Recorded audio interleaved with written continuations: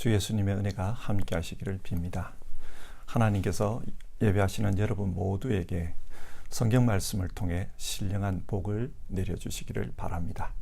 먼저 우리의 신앙을 사도신경으로 고백하겠습니다. 나는 전능하신 아버지 하나님, 천지의 창조주를 믿습니다. 나는 그의 유일하신 아들, 우리 주 예수 그리스도를 믿습니다. 그는 성령으로 잉태되어 동정녀 마리아에게서 나시고 본디오 빌라도에게 고난을 받아 십자가에 못 박혀 죽으시고 장사된 지 사흘 만에 죽은 자 가운데서 다시 살아나셨으며 하늘에 오르시어 전능하신 아버지 하나님 우편에 앉아 계시다가 거기로부터 살아있는 자와 죽은 자를 심판하러 오십니다.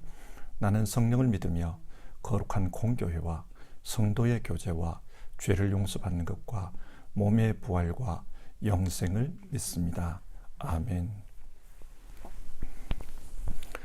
오늘 읽으실 하나님의 말씀은 여호수아기 1장부터 4장까지의 말씀입니다. 이 말씀 중에 지금은 여호수아기 1장 7절에서 9절의 말씀을 읽도록 하겠습니다. 하나님의 말씀을 같이 보겠습니다. 오직 너는 크게 용기를 내어 나의 종 모세가 너에게 지시한 모든 율법을 다 지키고 오른쪽으로나 왼쪽으로나 치우치지 않도록 하여라. 그러면 내가 어디를 가든지 성공할 것이다. 이 율법책의 말씀을 늘 읽고 밤낮으로 그것을 공부하여 이 율법책에 쓰여진 대로 모든 것을 성심껏 실천하여라. 그리하면 내가 가는 길이 순조로울 것이며 내가 성공할 것이다. 내가 너에게 굳세고 용감하라고 명하지 않았느냐? 너는 두려워하거나 낙담하지 말아라. 내가 어디로 가든지 너의 주 나 하나님이 함께 있겠다. 아멘. 오늘부터 여호수아기의 말씀을 읽게 됩니다. 여호수아기는 이스라엘의 역사를 기록한 역사서입니다. 신학에서는 여호수아부터 열왕기 하까지의 그 역사서를 신명기 역사서라고 부릅니다. 이렇게 부르는 이유는 신명기의 관점으로 이스라엘의 역사를 기록했기 때문입니다. 그러면 신명기의 관점이란 어떤 것입니까? 신명기는 하나님이 주신 말씀에 순종하면 복을 받고 불순종하면 저주를 받는다. 그렇게 가르칩니다. 복과 저주에 대해 말씀하는 신명기 28장이 신명기 전체의 축소판입니다. 이 관점에 따라 가나안 땅을 정복한 여호수아 시기부터 200년간의 사사시대, 400년간의 왕정시대, 그리고 주전 586년 유다의 멸망까지 600여 년의 역사를 기록한 것이 바로 신명기 역사서입니다. 따라서 신명기 역사서는 하나님의 말씀에 순종하는 것, 그것을 가장 중요한 삶의 가치로 봅니다. 이것을 기억하고 성경을 읽으면 좋습니다. 자, 그러면 좀 더 구체적으로 여호수아기를 어떻게 읽어야 할까요? 먼저 여호수아기에 대한 오해부터 풀고 갑시다. 많은 분들이 여호수아기를 읽으며 힘들어하는 부분이 있는데 여호수아기는 전쟁 이야기이기 때문입니다. 그리고 이 전쟁에서 가나안 사람들을 진멸하라는 하나님의 명령이 나옵니다. 그래서 많은 분들이 어떻게 하나님이 가나안 땅 사람들을 다 죽이라고 하느냐? 그것도 아녀자와 아이들까지 남김없이 다 죽이라고 하느냐? 그분이 과연 우리를 구원하기 위해 예수 그리스도를 보내신 사랑의 하나님이 맞느냐? 그런 질문을 합니다. 여호수아기를 단순하게 정복 전쟁으로만 보면 이런 질문이 정당합니다. 그러나 여호수아기는 단순한 정복 전쟁이 아니라 신명기의 관점에서 기록된 하나님의 통치에 대한 이야기입니다. 다르게 말하면 하나님 나라 이야기입니다.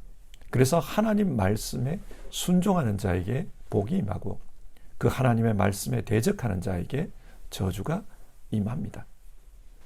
이것을 알고 여호수아기를 읽어야 합니다. 무슨 말이냐?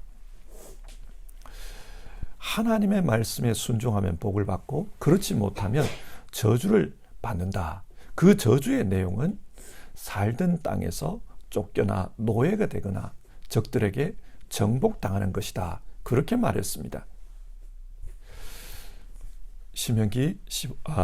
창세기 15장 16절 하나님께서 아브라함에게 가나안 땅을 주겠다고 약속하시면서 이런 말씀을 하셨습니다. 너의 자손은 4대째가 되었어야 이 땅으로 돌아올 것이다. 아모리 사람들의 죄가 아직 벌을 받을 만큼 이르지는 않았기 때문이다. 하나님은 아브라함에게 가나안 땅을 주겠다고 약속하셨지만 지금 당장이 아니라 4대가 지난 후라고 했습니다. 왜 4대가 지난 후입니까? 그 땅에 사는 아모리 사람들의 죄가 아직 벌받을 만큼 이르지 않았기 때문이라고 했습니다. 아모리 사람은 원래 아라비아 사막에 살던 유목민이었습니다. 그런데 이 사람들이 메소포타미아로 쳐들어가서 수메르 문명을 몰락시키고 메소포타미아의 새 주인이 되었습니다. 그리고 다시 남쪽으로 내려와서 가나안 땅에 정착하게 되었습니다. 그러니까 아모리 사람들이 원래부터 가나안 땅의 주인이었던 것은 아닙니다. 이들 역시 그 땅을 빼앗아 차지하게 되었던 겁니다. 그러면 왜 하나님은 그 땅을 빼앗을 수 있게 했을까요? 이것은 하나님의 통치와 연관이 있습니다. 땅은 하나님의 것입니다. 하나님이 주인이십니다. 그래서 하나님의 뜻대로 사는 사람에게는 그 땅을 주어 다스릴 수 있게 합니다. 반대로 하나님의 뜻에 반항하는 사람들, 저항하는 사람들에게는 그 땅을 빼앗아 다른 사람에게 주십니다. 아브라함 때에 가나안 땅을 차지했던 아모리 사람들은 아직 죄가 가득하지 않았습니다. 그래서 아브라함에게 그 땅을 지금은 넘겨줄 수 없다고 하신 겁니다. 하지만 이제 400년이 지난 지금 아모리 사람들의 죄가 그 땅을 완전히 뒤덮었습니다. 노아의 홍수처럼 그들의 죄가 그 땅을 뒤덮고 있었던 것입니다. 그래서 하나님은 이스라엘을 통해 이 아모리 사람들을 심판하려고 하십니다. 그래서 이 아모리 사람들을 그 땅에서 쫓아내려고 하시는 겁니다. 그러니까 지금 가나안 정복 전쟁은 약탈 전쟁이 아니라 하나님의 심판입니다. 하나님은 이 심판을 통해 가나안 땅을 완전히 바꾸어 놓겠다는 것입니다. 하나님을 섬기는 사람들이 그 땅의 주인이 되어 그 땅에 하나님의 뜻이 이루어지게 하실 겁니다. 그래서 그 땅에 하나님의 나라가 임하는 역사가 나타나게 하시길 원한다. 그게 하나님의 뜻입니다. 이 이야기를 기록한 여호수아기의 전쟁은 영적인 전쟁 이야기입니다. 그 땅에서 악한 종교, 악한 문화, 악한 정치를 몰아내고 하나님의 종교, 하나님의 정치가 임하게 하시는 것입니다. 이것은 마치 예수님께서 이 땅에 오셔서 치유를 통해 귀신들을 몰아내고 바리새인과 사두개인들이 주도하던 그 땅의 잘못된 종교를 몰아내고 거기에 하나님의 뜻이 이루어지게 하신 것과 같은 그런 내용입니다. 이것은 하나님 나라 이야기입니다. 하나님 나라를 이루기 위한 영적 전쟁, 이런 관점으로 여호수아기를 읽었으면 좋겠습니다. 자, 그러면 하나님 나라를 위한 영적 전쟁이라는 관점으로 오늘 읽어야 할 본문을 살펴봅시다. 먼저 1장입니다. 모세가 죽은 후 하나님께서 여호수아를 지도자로 세우셨습니다. 그리고 여호수아에게 요단강을 건너 약속의 땅으로 들어가라고 합니다. 약속의 땅으로 들어갈 때 하나님께서 특별하게 여호수아에게 주문하는 것이 있는데 그것은 하나님의 말씀, 즉 율법을 지키고 오른쪽으로나 왼쪽으로 치우치지 말라고 합니다. 그 율법에 따라서 정도를 걸어가라는 뜻입니다.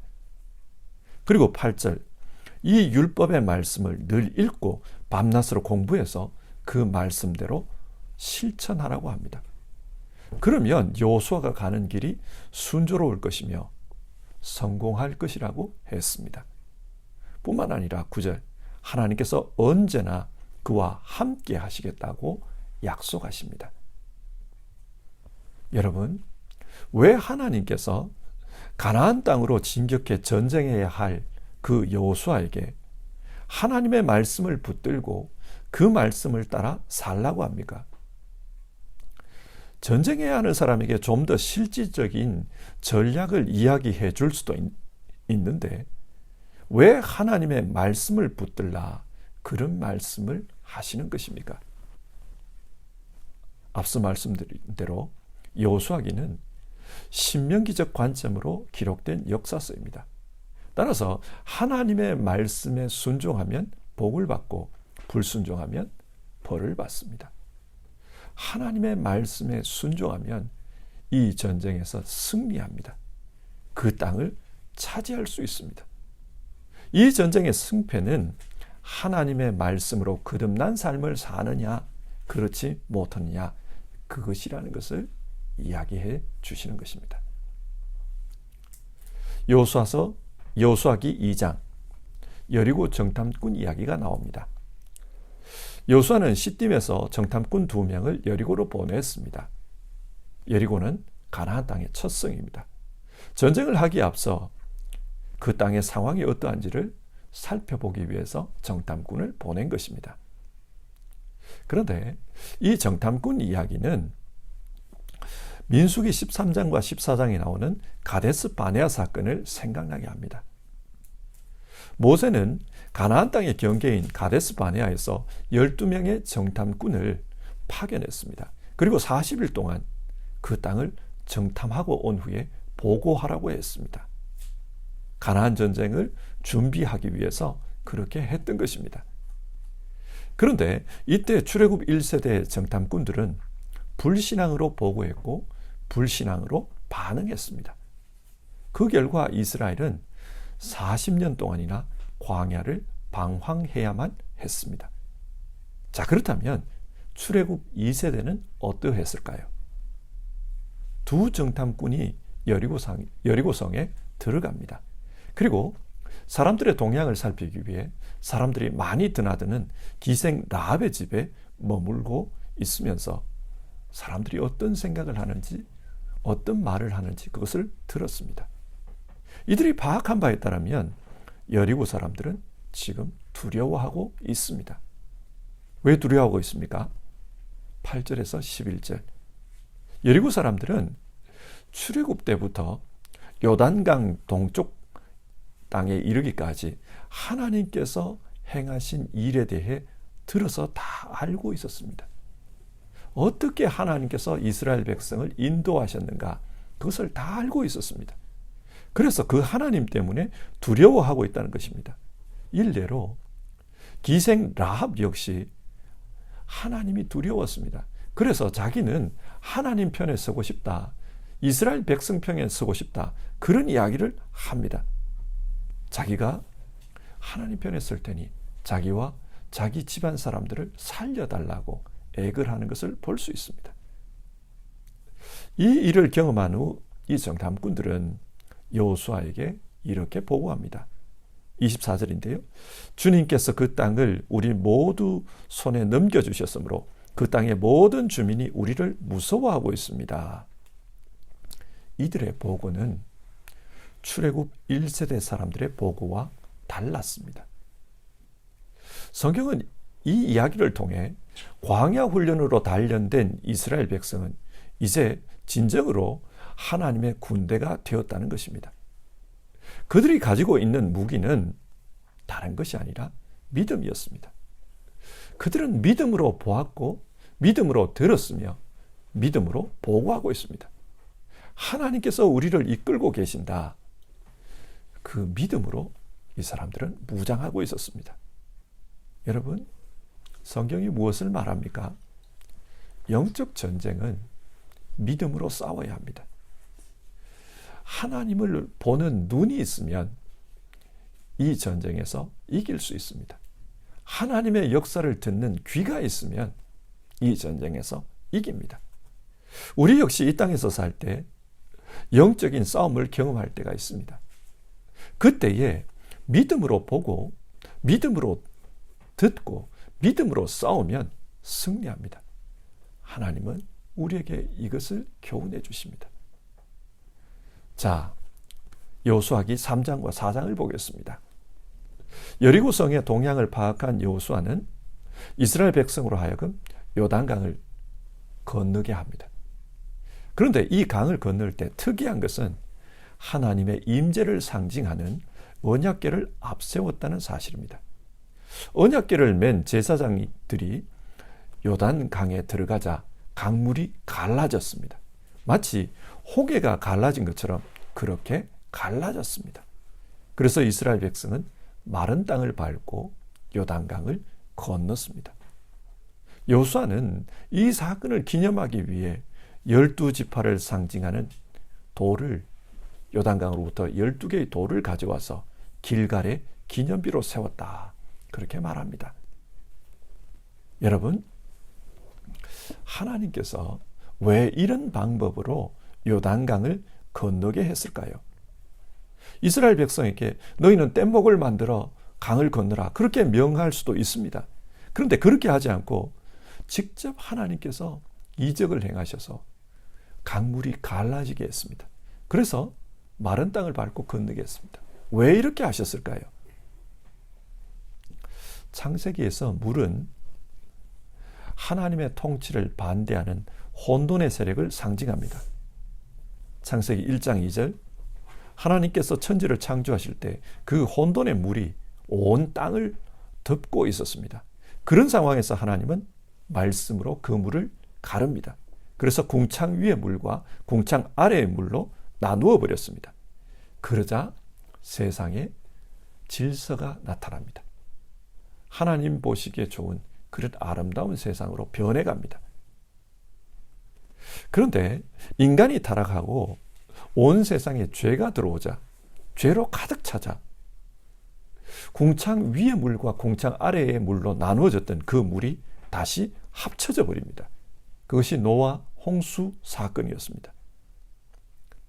그 물로 말미암아 모든 생명이 죽었고 아름다운 하나님의 창조 세계가 파괴되었습니다. 이처럼 물은 창세기에서 물은 하나님의 통치에 저항하는 그런 힘으로 묘사되고 있습니다. 출애굽기 14장 출애굽 당시 이스라엘 백성은 죽을 수밖에 없는 그런 상황에 처했습니다. 앞에는 홍해가 가로막혔고 뒤에는 이집트 군대가 따라옵니다.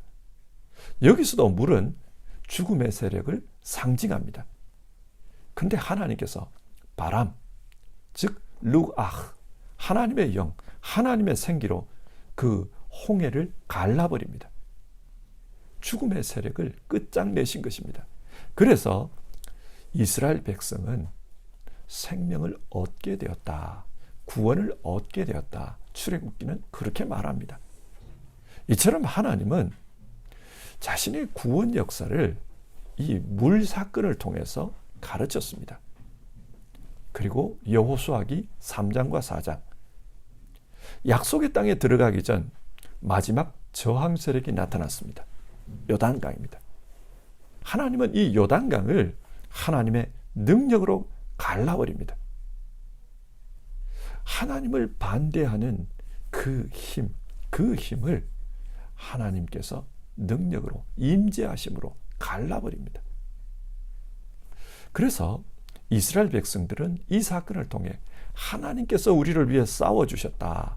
그것을 알게 되었습니다. 그렇기 때문에 기념비를 세운 것입니다.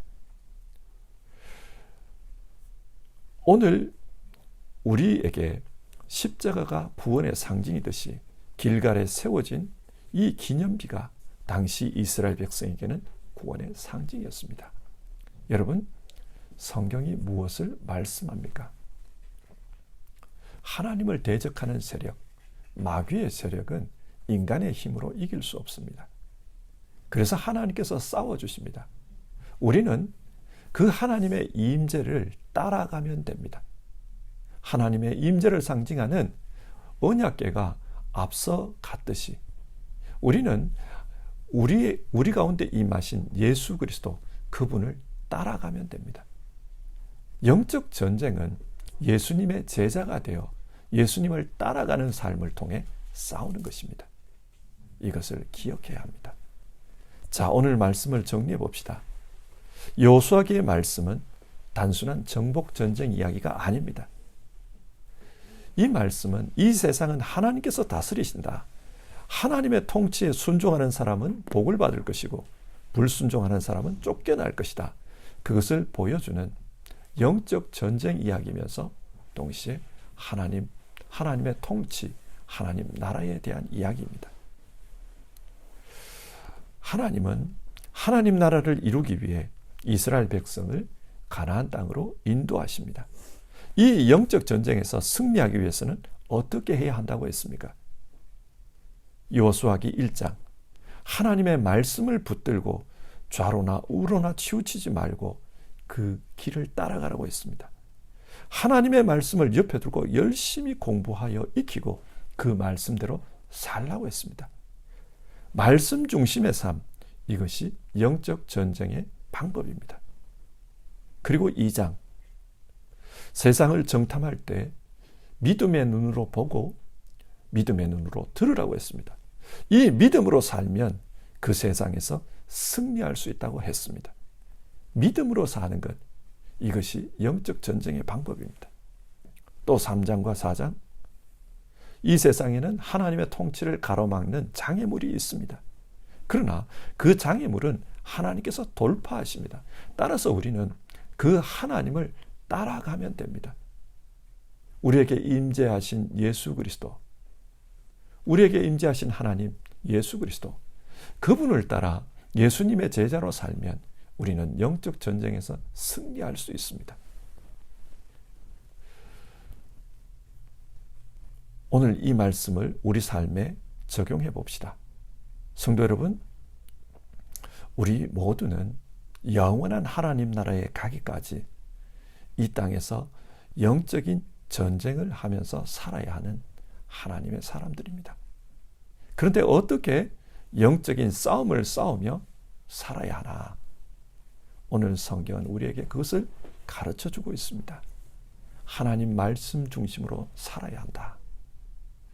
또 믿음으로 살아야 한다. 그리고 주 예수 그리스도를 따라서 살아야 한다. 그러면 영적 전쟁에서 승리할 수 있다. 우리에게 그것을 교훈해 줍니다. 우리 앞에 많은 어려움들이 있습니다. 때로는 건강의 어려움이, 때로는 세상살이의 어려움이, 때로는 가정의 어려움이, 여러 종류의 어려움들이 있습니다. 이런 어려움들이 다가올 때, 그 어려움 때문에 우리의 신앙이 흔들릴 때, 이것은 영적 전쟁입니다. 이런 전쟁에서 하나님 말씀 중심, 믿음 중심, 그리고 예수 그리스도를 따라가는 예수님의 제자의 삶, 그 삶을 통해 영적 전쟁에서 승리하는 우리 모두 되기를 주님의 이름으로 축원합니다. 오늘 말씀을 생각하면서 함께 찬송하겠습니다. 찬송가 347장 허락하신 새 땅에 우리 1절 부르고요. 같이 기도하겠습니다.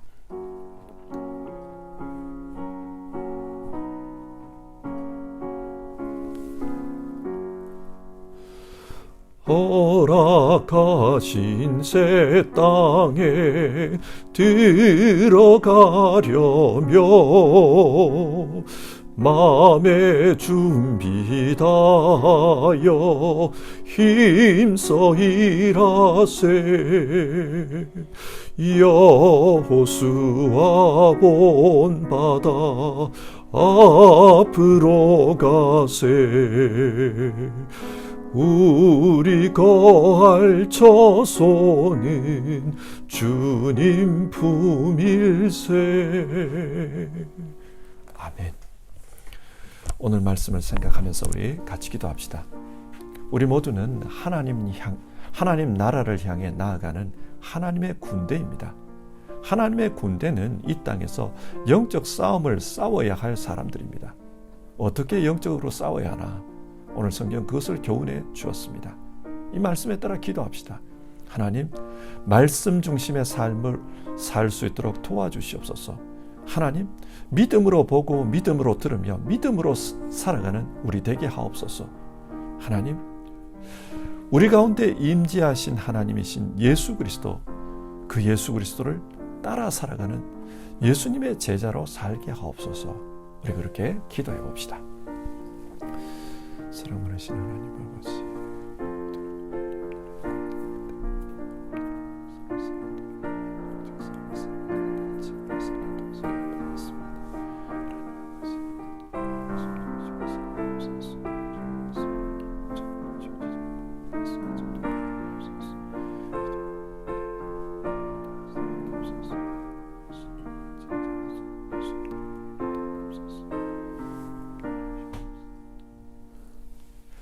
하나님 아버지, 성경은 우리에게 이 땅에 하나님 나라가 임한 그날까지 우리 모두는 하나님의 군사로서 영적 싸움을 싸워야 될 사람이라고 교훈하고 있습니다. 하나님 나라에 들어가는 그 순간까지 우리 모두는 하나님의 군사로 싸워야 되는데 어떻게 영적으로 싸워야 되나? 오늘 성경을 통해 우리가 살펴보았습니다. 성경은 우리에게 말씀 중심의 삶을 살라고 했습니다. 하나님 말씀으로 좌로도 우로도 치우치지 말고 정도로 걸어가라 우리에게 교훈했습니다. 그리고 믿음의 사람은 그리고 하나님의 사람은 이 세상에서 믿음의 눈으로 보고 믿음의 귀로 듣고 믿음으로 싸워야 한다. 그러면 승리한다고 했습니다.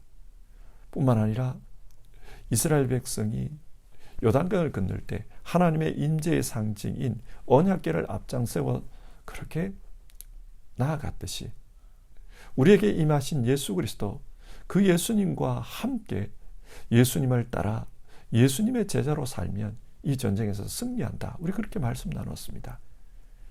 정말 우리 모두 이렇게 살게 하옵소서. 영적 싸움을 싸울 때 말씀 중심의 삶, 믿음의 삶, 그리고 예수 그리스도의 제자로서의 삶으로 이 싸움에서 이기게 하옵소서. 오늘도 이 말씀 붙들고 영적 싸움을 싸우는 이들 하나님 기억해 주시옵소서. 하나님께서 그 싸움에서 승리하도록 도와주시옵소서. 우리 주님 예수님의 이름으로 기도드립니다. 아멘. 하늘에 계신 우리 아버지, 아버지의 이름을 거룩하게 하시며 아버지의 나라가 오게 하시며 아버지의 뜻이 하늘에서와 같이 땅에서도 이루어지게 하소서. 오늘 우리에게 일용할 양식을 주시고 우리가 우리에게 잘못한 사람을 용서하여 준 것 같이 우리 죄를 용서하여 주시고 우리를 시험에 빠지지 않게 하시고 악에서 구하소서. 나라와 권능과 영광이 영원히 아버지의 것입니다. 아멘.